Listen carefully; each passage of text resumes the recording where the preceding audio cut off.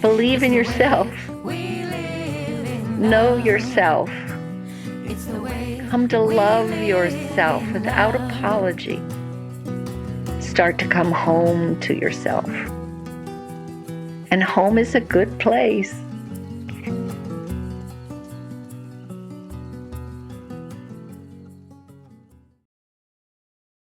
Hello and welcome to Devotion in Motion, Heart-Centered Pathways for Transformative Times. I am so excited to tell you about our guest for this episode, Jyoti Ma. Jyoti is an internationally renowned spiritual teacher. She has cultivated projects that demonstrate ways of life that honor the earth and all peoples. As the grandmother vision keeper of the Center for Sacred Studies, she co-founded Kayamari with spiritual communities both in America and Europe. Other projects she has helped to convene are the International Council of 13 Indigenous Grandmothers and the Unity Concert. She is the founder of The Fountain. Its mission is to restore an economic model that is based on reciprocity and collaboration, guided by nature and the sacred. Currently, as a delegate of the Mother Earth delegation of United Original Nations, a collaboration with the Fountain has grown, creating a global movement for and with the earth that is ready to activate the new day. Welcome, Jyoti. Well, I'm so honored to be able to be here as you launch this new podcast. I'm very inspired by you both and what you're dreaming into being. Thank you, Jyoti. We're so grateful that you're opening this Devotion in Motion portal for us for this podcast. And for all those listening, would you share the story of how the Kayamari community was born and how it's unfolded over time? I know. It's kind of a big question, but wherever you want to start and wherever your heart leads you, that'd be amazing. Well, it is a very big question. It's got a very long story. So I want to try to see what will want to come in. You know, my elders tell me that when there's a story that is stalking each and every one of us, and when that seed of consciousness is ready to fully open in oneself, it can pounce and swallow you, pounce right on you and swallow you up. And that's exactly what happened to me. And to Russell, my husband of 37 years, you know. A lot of things took place in the preparation of that story pouncing on me. I had a Kundalini awakening, a spontaneous awakening that lasted for 13 years, that really remodeled and reshaped my entire body, my physicality, so that I could be an instrument to bring this story out into the world, and to bring consciousness and an awakening seed to the world. And then it just kind of started very organically. Russ and I had been moving and traveling across the United States and in Europe a lot. And I was the director of the Spiritual Emergence Network. I had been passed a sweat lodge by a Choctaw elder. That was a family way. So people that had never been in lodge could come in and learn because it didn't have a lot of strict protocol. Some lodges do. And we had our breath work that I had received called Maya Tree breath work, which means to embrace oneself in a friendly way. So these were the tools we were moving with and training and teaching doctors, physicians, and people that were going through strong awakening processes. And as we did this, there started to be a group of people that just started to naturally gather with us here in the United States and in Europe. And as that started to happen over a couple of years, they came to us and they said, Jyoti, we want you and Russell to open up a spiritual community. And I didn't think I was old enough, gray enough, or wise enough to do such a thing. And I had 3 teachers that I knew were no-nonsense teachers. They'd come right to it, you know. So I went to them. My only criteria was that only one of them would say, no, you're not ready. And then that would be complete. But I went to all 3 and they said it was time. So we went looking for land. We looked for several years. Russell even flew out to Colorado at one point because we found a place that we thought might work there. But by the time his plane landed, the real estate guy had used his coming to seal the deal with someone else he was working with. Oh, it wasn't the right place. And we came back and some more years passed. We were starting to meet as a community, and we were starting to dream into what was calling us, because we all felt called. It was an impulse that was occurring. It wasn't something we were dreaming in our heads and wanting to happen. It was coming from a deeper kind of source. Then we got a call from someone that Russell had trained in a spiritual emergence work weekend. And she lived in the Columbia, Sonora area, and she had seen in the paper an advertisement for a retreat center. So she said, every time I pick up the paper and I see this retreat center advertised again, I see you and Jyoti's face. So we were paying attention. And Darlene Hunter, who's very much a part of this story, was on her way to meet with us up in Tahoe, where we were going to be holding a breathwork ceremony for people. And many of the people that became some of our original investors were going to be there. So we said, go by this place on the way there and bring us what you find. And when she arrived there, she just kept seeing amazing pictures showing up in her mind about this place. And the land was dancing for her. It was so beautiful. Flowers were blooming and it was just beautiful. Mm-hmm. And so she came up to Tahoe and she said, this place is worth looking at. So we all agreed we were going, and we all agreed to go quickly. And we went and up a 14-mile logger road to get there, which would deter many people and has over the years. But we made it up there. And the land just grabbed us, and we took our walk across this land, and her beauty, she put on her pretty face, and she flirted with us, and she intrigued us, and the calling sat with her.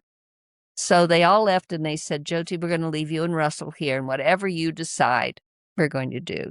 So we spent the night, and when we did some ceremony to just listen deeply to the land itself and said, Mother, is this the place you want us to start this work you've called us to? She said, get a pen and piece of paper, which is what she does with me sometime. And I started to write, and she told me how to go about establishing this. And so it was a big yes. Russell and I had been given some money. Not a lot of money. I think it was $10,000 or something like that. So we could put down a down payment. This was 30 some odd years ago. So a lot of things have changed with how you go about acquiring property. And we didn't have any money. We were coming out of grad school, the 2 of us, but now we were called doctors. And back in those days, doctors were seen, oh, this is a good risk person. So to make a long story short, we did get, we were able to get the property, put it into a mortgage, and within 6 months, we had raised about $250,000 from people that we had worked with, and that said, in fact, those notes she gave me that night when we spent the night there became kind of the outline for our co-founder agreements, because people from Europe, about 1/4 of the ones that's helped us start Kayamari, we called them co-founders, they signed these agreements that, they're going to be able to come be a part of this dream with us. We would be able to get them a 16-foot yurt. If they wanted something bigger, they had to take care of that themselves financially. And this was not a real estate deal. This was a dream. It might or might not even be able to happen. It was a dream. So we were really clear with everyone that was investing in this dream that we were all jumping off a cliff together. And so that's how we ended up raising a lot of the capital that we needed in the first days to get this all started. I called it a starter kit because we didn't have very many places to sleep. We had 2 bathrooms. One was in our bedroom. We got the first 30-foot yurt put up when that was going to be our temple, where we were going to allow our ceremonial work and our teachings to occur. We had a Stargate Mystery School. That was an instrument that really became an instrument that grows community and helped us learn how to unpack our suitcases of trauma and old karmic deals and all of that kind of thing, to cleanse ourselves, to open ourselves, to awaken ourselves so we could walk in our own authenticity. That's what that school was truly all about. And we had started it the year before we got Kayamari, the land. Now, how did it become the name Kayamari? When we first got the land, 3 of us were asked to go away for a couple of weeks and to bring 3 names back for the land. And when we came back, we all 3 had the name Kayamari.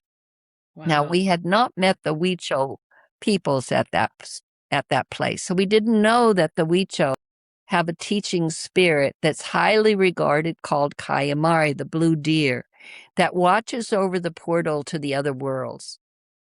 And they say wherever Kayamari walks, medicines grow that heal communities. So that's how we became Kayamari. And when we got that yurt put up, just like an hour before all these folks were coming up for our first teachings at Kayamari in the Stargate Mystery School. And that's kind of how it's gone from the beginning. It has an organic flow. We don't think what we want. We follow what comes, and it manifests itself. I call it the archetypal seed. I'm a seed keeper that way. The mother gives me an archetypal seed, and Kayamari was that first archetypal seed for me. And then my job is to really listen to the seed and protect it until it starts talking. And then it starts to give us the instruction of what it needs to open itself in its own authenticity of expression. And so we did that. So I was like, how are we going to do this? I don't even know how to start designing or creating a spiritual community. And the mother came and she said, you must start with the seed of it all. And the seed of it all is about relations. If you start there, then everything will unfold naturally. Don't worry. Don't worry, she said. So we would get up in the morning and our practice began with this work, present moment. Because when you sit in the present moment, you have to have your witness activated so that when it sees your mind want to run ahead and peek and see where are we going, you catch it and you bring it back to the present moment. Or if you see your mind run behind you, it could bring regret. So you bring yourself back to the present moment. It is in that present moment that things come to present themselves. So we'd wake up in the morning and we needed a co-founder agreement for everyone. People were coming on. So how do they come in and how do they go out? We needed some kind of legal format that would be protective and caring for everybody and their contribution they were making. So then we found a community attorney, a wonderful man that helped us create these contracts that said, this is not real estate, this is not this is what it is. Mm-hmm. He was wonderful. So we actually got the co-founders, the original ones, to sit with each of these contracts when they got drafted, to look at them, give feedback. So they were a part of the designing of it as well. It was never something that one or two of us did. It was something that created a we motion from the beginning. Everything we do is done in circle. Everything we do grows and comes from that circle. And that's how it's been from the beginning of our time together. Now we're over, well, almost really, if you count the time that we were a community before we had given the guardianship of this beautiful, what we call Crystal Mountain. Mm. We're 35 years old as a community. Wow. And we've grown a lot. We've been thankful that she had given us the tools through the mystery school that helped us cleanse ourselves, to break out of false ideas of who we were, to heal ourselves, to open our heart. When we came together, we didn't know much. We were very naive. I would say we probably still are. Because we trust, there is a trust over these long decades that has deepened and rooted itself now. Because we know we made a commitment together in those early days that we wanted to step out of throwaway society. Mm-hmm. We didn't want our children raised that way. We didn't throw away society. What is that? Well, you know, I got a car, but when it starts to have trouble, I throw it away. I got a relationship and it was pretty good, but then I started to have trouble, so toss it away. You know, that's throwaway society. So we committed ourselves to longevity, that we would walk with a commitment that we're going to stay in the boat no matter how rough the water got, because we would move through the rough water we knew, and there would come clear water again, because that's how life is. So now it's kind of amazing. I'm walking my 79th year around the sun, and I've been walking with our community this long, and we're all getting gray and we're all getting older. Kids that were born in my bed, literally born in my bed, have gone through college and are out in the world with the practice of these principles. The lucky part of this story, and the amazing part of the story, is that when we got this 160-acre place, one of the qualities that we wanted in this land was we knew we needed to have old growth. Didn't know why, we just knew we needed old growth to anchor whatever was coming. And when we went looking for land, many people would cut their old growth to sell it for the money for timber. So I was astonished at how much was being damaged already. So it was eye-opening experiences for us, just coming to sit with this, what we called the Crystal Mountain. It's on the tip top of this mountain in the Sierra foothills of California, near Columbia, Sonora. Up our 14-mile logger road would come elders who came and found us and started to train us in mother's law, in nature's law.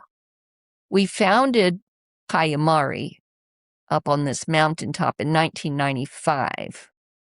In 1998, in ceremony, the mother came and she said, "I'm going to give you one of my most precious baskets, and in that basket are some of my most treasured jewels. Those jewels represent lines of prayer that go back to the original days. Do not mix them. Do not change them. Do not do anything that disturbs that original line. Protect and keep them safe. Walk them through the doorway of the millennia. Hand them back to me. I have something we're going to do." We didn't know what that message meant. But up the 14-mile logger road came the elders to train us up in each of those lines of prayer. And when they first came, we were assisting. They said what they had come to do, and we didn't feel prepared for it. We were there to be in service to them and to this Mother Earth, because we love the Mother Earth so much. and we knew we had been severed from our relationship with her. We needed to restore and regenerate that so that as our kids were born and raised in our culture of our village, they would just naturally learn this law of nature. But they trained us up, and each of the lines had earth protocol that was necessary to care for them, to protect them. Lines that should not be changed, lines that should not be mixed. So we were brought up in very traditional ways. I remember one time when there was a 100-year-old Huichol elder that somehow found his way up our road. We were building by hand a place for the mother for us to go and pray in and to hold ceremony in. And it was down by the creek bed because they had first found gold on this land. And we were trying to cleanse the land from some of the hydro work that they had done to find the gold. And it was not an easy work. Some of us, as we were doing it, would get really sick, throwing up, literally, what we call getting well. But it was all about cleansing the land. He went straight to that place. He had brought bee pollen, which is very sacred, and he went to that place and he blessed this house for the Great Mother. And he came back up and he made all of us stand in a row up there. And he said, you're walking a very strong road. You will have to stay wide awake and pay attention. And there is a blessing. There is a blessing in it all. That's the kind of things that happen when you're carrying a vision. And when you're really listening and following the vision, things will come up that road to your life to validate that you are listening well. And that's how we then know we are hearing correctly. We want to go forward. We're only in this to serve. And that's been very clear from the beginning. We're all devotees. We all had a compassion for our children and their children's children.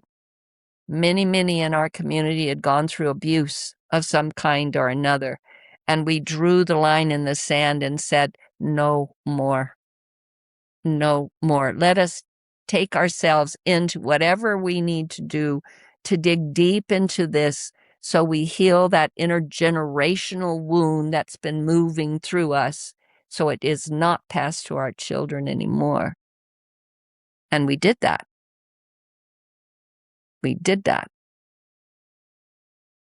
Many people from all nations around the world found out about us. We never did any way of sending out word or advertising. It's been word of mouth from the beginning days. Even now, we'll put up on our website about our ministry program that has over 300 ministers around the planet. She said, I need you to set that up because I'm going to send you those that need to be ordained in the walking prayer. Many came. We don't know how they got there. Many over the years would say, I don't know why I'm here. But when they would come up the mountain, many of them also said they saw this in dreams many, many years ago. So again, another validation that we were listening in a good way and we were following things in a good way. So when I look back at those original days, 16 people came to live with us on the mountaintop in those original days. 16 people came to a place that was off grid.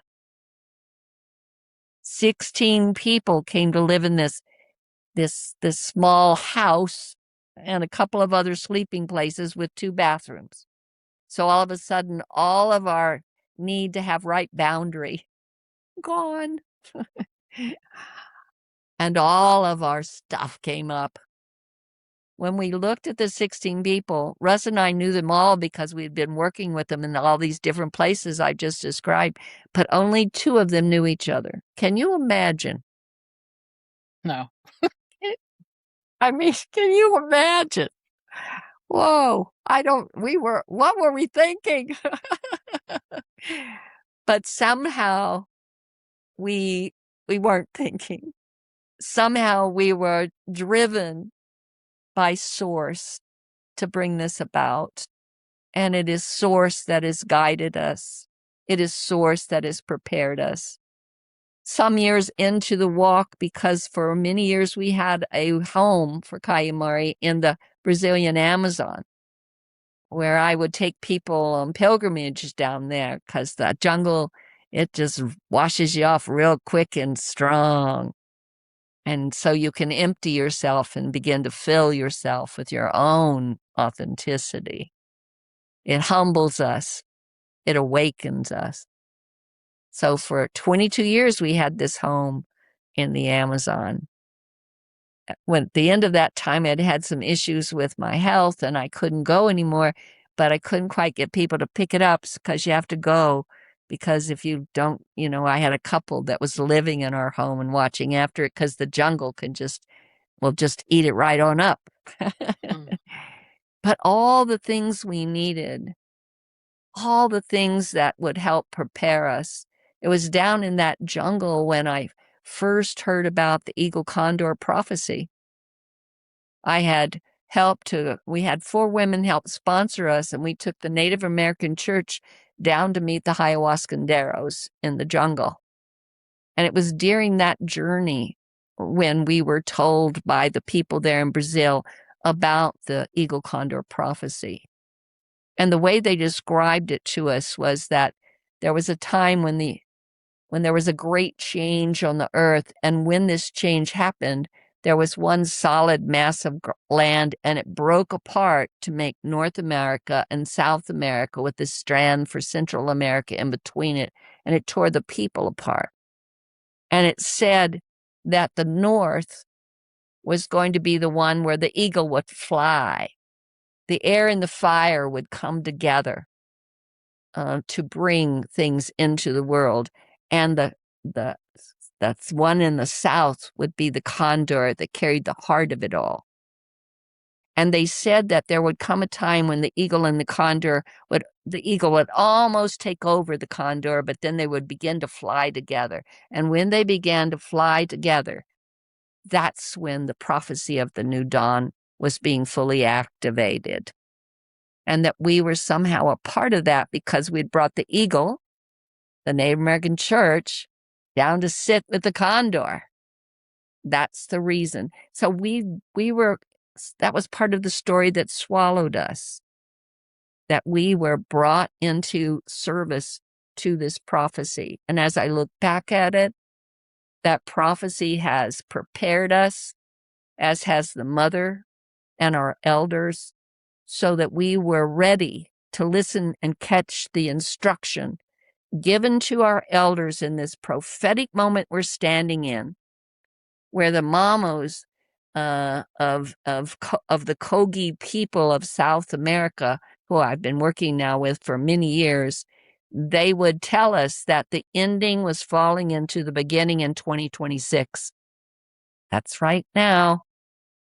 They said you must pay attention to the ending as it falls, so you stay informed, but to stay focused on that which was breaking through. And that which was breaking through would be carried by those individuals and organizations and movements that had embodied the original principles of love, collaboration, reciprocity, heart, unity. All life is sacred. And so that's the moment we're in. I was called by them in 2013 and with a small group of people. And that's when they told us in 2013 that they were opening the next part of the prophecy. And we were entering a 13-year great cleanse that would end in 2026. So we would be ready for this moment we're standing in right now. When you think about 2013, you think about everything that came, the epidemic. Everything has gone to deeply cleanse us and prepare us for this moment we are all embracing together right now. So that's a short touch on how all of this got started. And most important, I think, is that we follow it and we're in service to it. We don't have an expectation nor a need for outcome. We live in the present moment and serve that. Wow. Amazing. Yeah. There's so much wisdom in what you've already shared, and so many things I would love to follow up on. But one thing that's coming to my mind now is about when I first joined the ministry training program. I was not familiar with most of the wisdom you just shared, or the story, the background of the community, obviously. And I didn't know what it meant to have a relationship with the land that I lived on, or even the importance of acknowledging that others that who came before me that did. So I'm wondering if you could talk a little bit about that, and for listeners who may be the way I am, what you might suggest to them. Well, I think it's important to know our history, and most don't. You know, in the late 1400s, the Pope sent out a letter to his priests that were going into all these unknown chartered lands. And in the letter, it said, when you arrive in this territory, there will be people there that are less than human. They must be brought into the church. They must give up their own language and their ways, and they must come into the church or kill them and take their land. It was the first time land became an object to possess. And it's when the genocide of our original people started to move across the planet. So we must know that, because at that moment is when really our relationship to Earth as a living being was cut. And a Western culture started to colonize all of us in an understanding that made everything an object and a need to, acquire, to take. Up until that time, there was a relationship with the earth. We knew that she was alive. We did ceremony. We gifted her. We fed her. There was a reciprocity of nature that came that brought balance so that all life could be sustained and flourish. And since that time, with our Western ideology, everything became, about how to acquire it, how to make capitalism work across all lands. And it marginalized all the original caretakers of the planet that have this knowledge, and through their resilience have walked with a thread unbroken from those original times. And because of their generosity of heart and their love for this Mother Earth, they're here sitting at our world table right now as we awake and come to sit at the table and say who we are and bring the thread of what we bring. And they're going to help us with the weaving of the tapestry of the new dawn through the following of those original protocols and through the instruction the Mother is giving them right now with how to do that and how to help her in her great movement into a new time. Because she's in a great movement. This is her sixth extinction. Her sixth extinction. We're ending a 26,000 year cycle. We're at the ending of it. In India, they call it the Kali Yuga. It's the darkest time because it's when everything is falling down so we can push through and open to the next 26,000 year cycle. That is the Mother moving her consciousness as a living being into the heart chakra. And we all can go with her there if we choose to wake up, if we choose to support those original people so they can carry out the instructions she needs in her movement. So it can be a humbling time right now. It's a time when, as you come back and you know some of this history, this consciousness of extraction, as you wake to that realness, awareness of that, you will wake and what you need will just show up. Like, why did you come to sit in the ministry program? Did you even really know? Something inside of you did. Trust that. Something inside of you that is deeply connected to the spirit of all life lives in every single one of us. And now it's waking itself in a louder way. So listen deeply. Take time to go into nature and sit and just listen. You'll begin to hear her whisper. Because when you fully wake to yourself again, when you fully heal that wound where our spirit got cut from the spirit of this living source we call Mother Gaia, that there's a constant dialogue. She's always talking. There's miracles happening every day. But we closed our eyes, we stuffed our ears, we only saw like this much, when all around us there was so much. So when we start to wake and the shutters fall off our eyes and off our ears and our heart opens, there's an intelligence within the heart that will light our way, and it will bring each and every one of you exactly to the place that will light you up the brightest. My husband likes to say that God's like ice cream. You just got to figure out what's your favorite flavor. Because once you come to sit with God and you found that sacred flavor, then yum, yum, yum, you just get to jump into it until you swim in it, until you are it. That's the way she's shown us over the years. And I've seen this happen to thousands and thousands of people at this time of my life. The awakening is here. It has come in waves. It has gotten stronger. And now it is a shout. Wake up and listen deeply.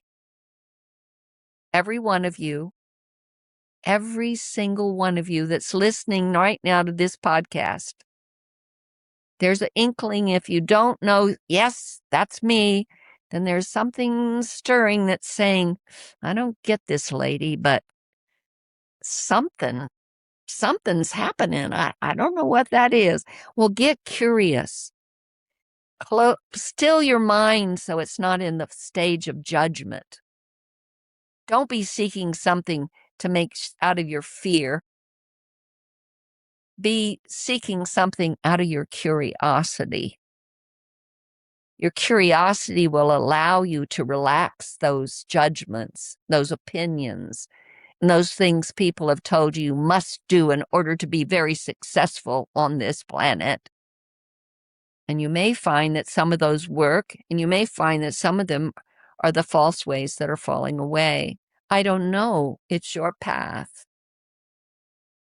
We all have to find our own. Nobody will do it for us. As you follow your path, you start to trust yourself again. And as you trust yourself more deeply, your devotion to all that is begins to be all that is.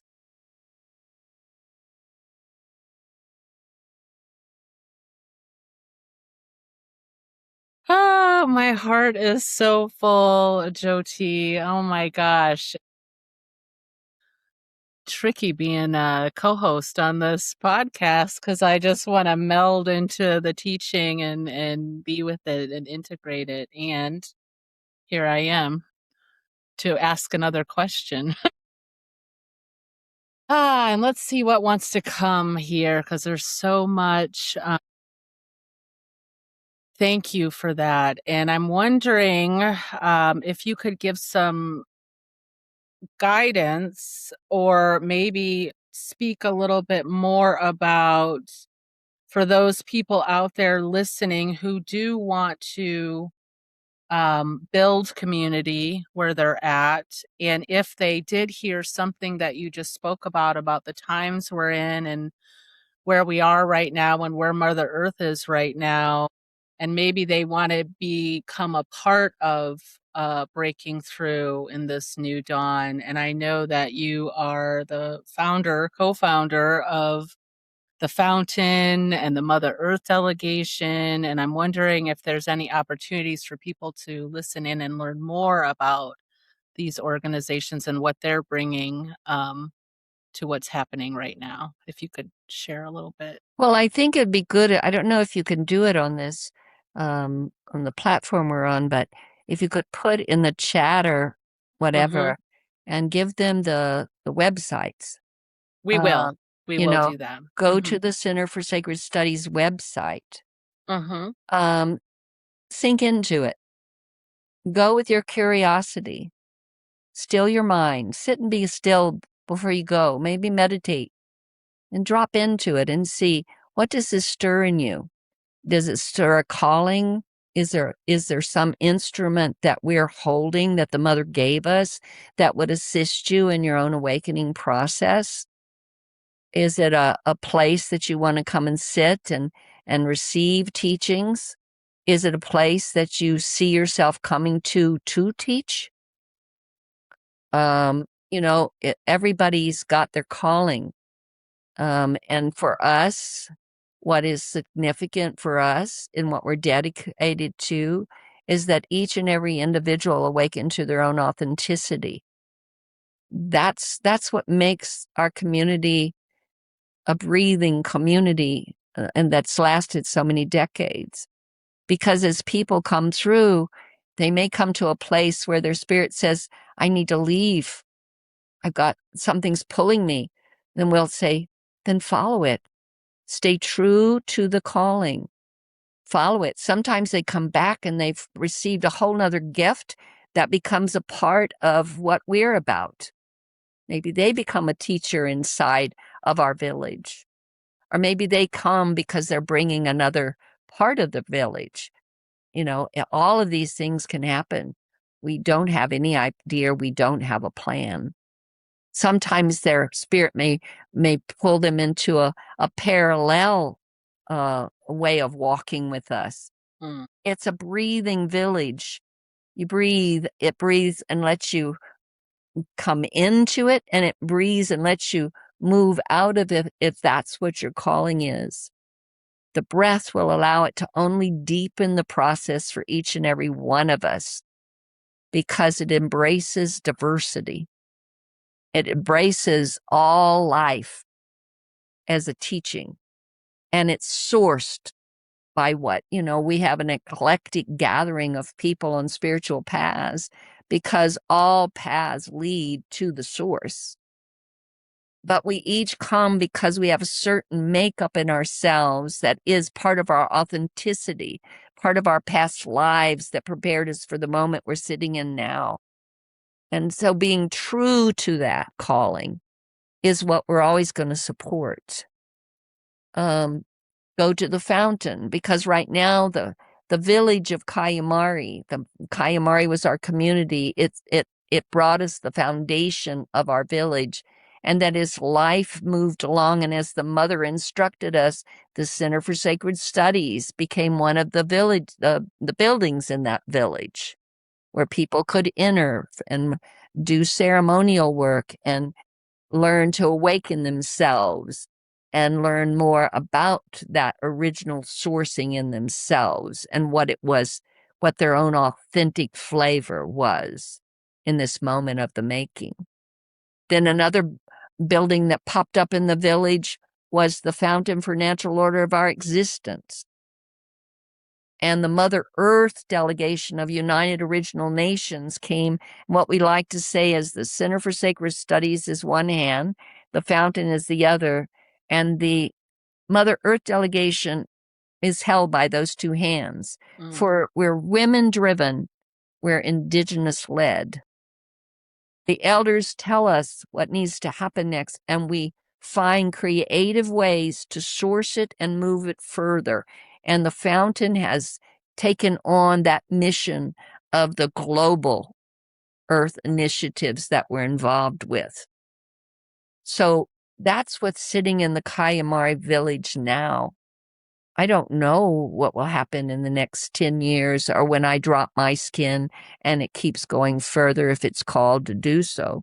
We also have an attitude within ourselves that, for example, if the Center for Sacred Studies completes what the mother needed, then it will start to slow in its participation and it'll come to a place where we know it's ready, it's completed itself. So we hold it like a Buddhist painting, sand painting, that when it's complete, we'll get our basket and we'll sweep it all up into the basket and we'll go down to offer it to the river so the prayer can go out to the multitude in the way that the earth needs it. So we don't hold and grasp onto something. We're not trying to succeed. We're trying to be. We're learning how to live in presence and in present moment. We're learning how to listen deeply so that we can stay in coherent energy with that which the mother brought. How, if you've got a question that's bubbling up inside of you, hold the question. On a spiritual path, many times that's what we need is a question. And it won't be one where one answer comes. It will be one where many answers may come that will deepen your study of the question. In our community, we like to, someone will come and say, well, Jyoti, blah, blah, blah, blah, blah. And I'll say, that sounds like a wonderful point of study. Why don't you open your study? Yes. You know, so it's all about us embracing our own study and our own inner authority for that study. We're just a community that have embraced that for each other, and we show up for each other as it's needed. And that's the gift. I never want to ever take for granted our community. I think community is the new seed of that new dawn, that we have to come back to learn how to live together once again, out of respect for each other, out of regard for each other. And our differences are the diversity that will only make us stronger.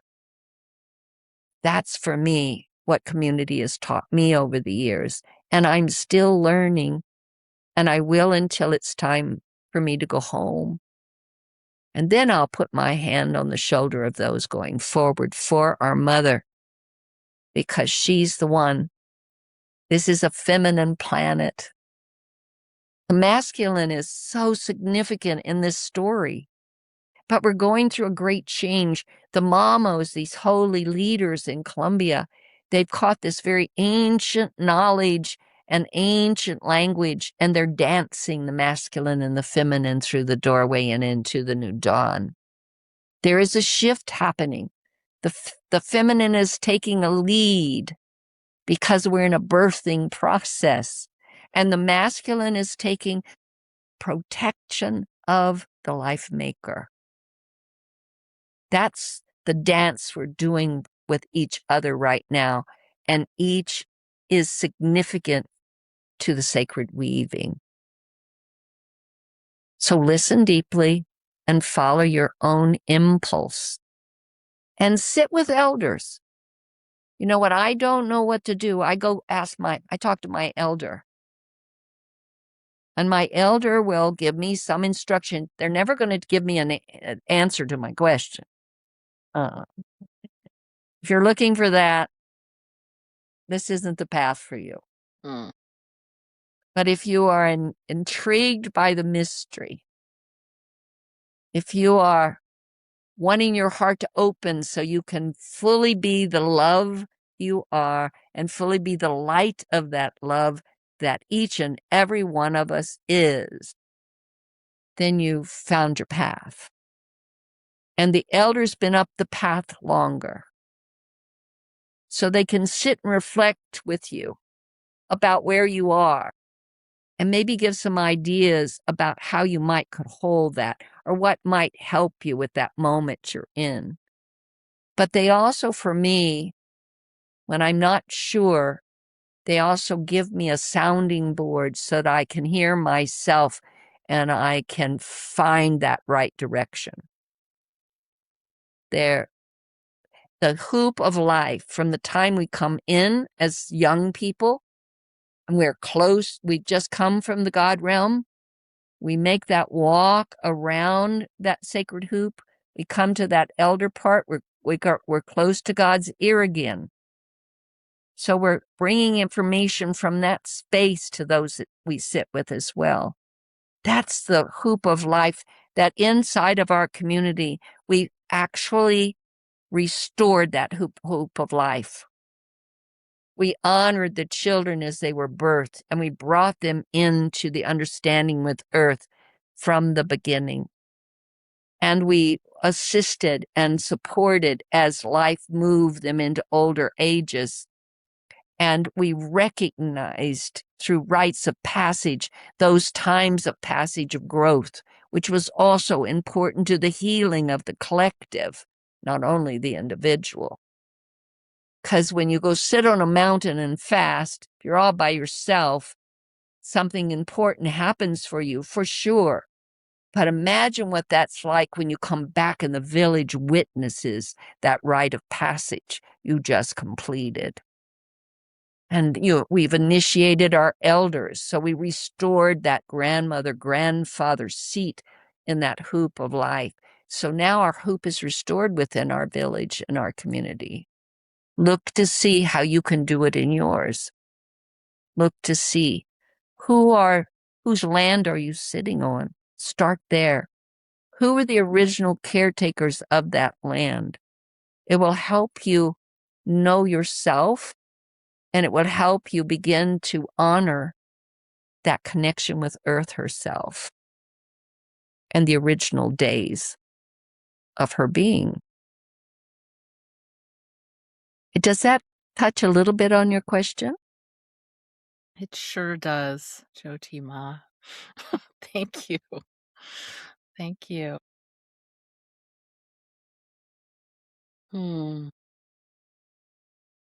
This has been so special. And I have a feeling that those listening that may not have been familiar with the community now get a sense, even in a small way, of how special it is and why we feel so blessed to be part of it, and why we're doing this podcast to interview more voices like yours. Yeah.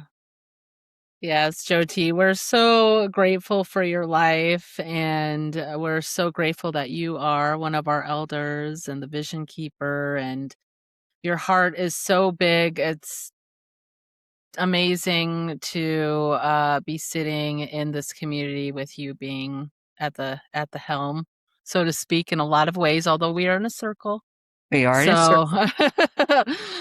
So it's but your light shines bright through us all, and we're really appreciative. And so I'm curious if there's anything as we kind of come to our close here for this first ever podcast, Devotion in Motion. I'm wondering if there's anything else that you want to share, or anything that's coming to mind that you want the listeners to know, or do you feel complete?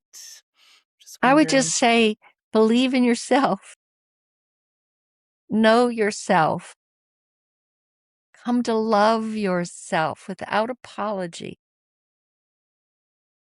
That's the secret potion that you must drink in order to really start to come home to yourself. And home is a good place. It's a sweet spot. It takes some work to get there. Whoosh.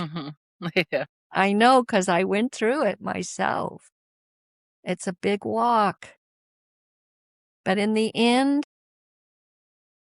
the burning desire to have that full union with self and your beloved.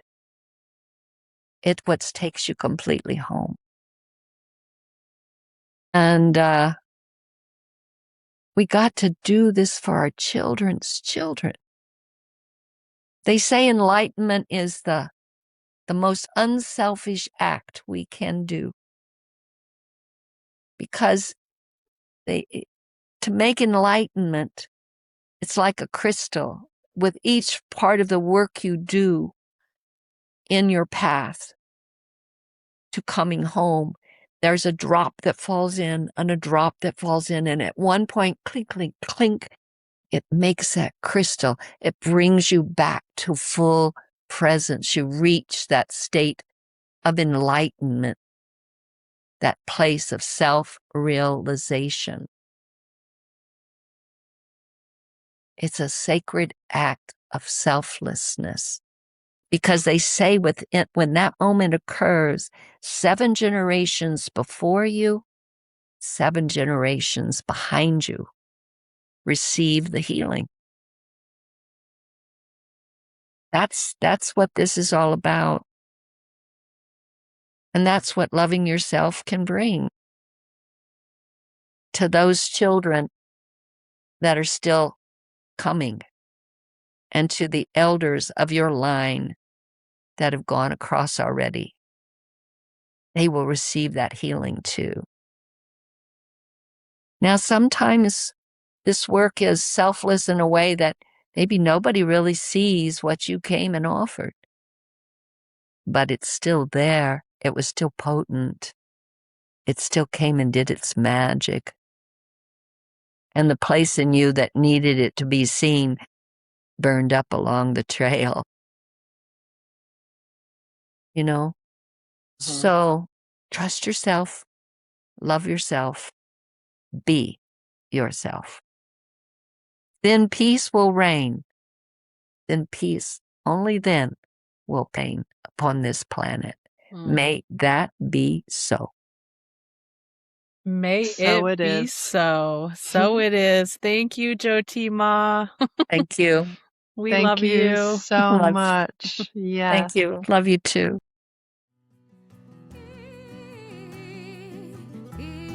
Thank you for listening. We created Devotion in Motion to build a field of care and support for people during these transformative times. If this episode resonated with you, please subscribe, like, and share it with your community or someone you care about. By doing so, you're helping us grow this field of support and keep our collective devotion in motion. Let's keep staying present in motion together.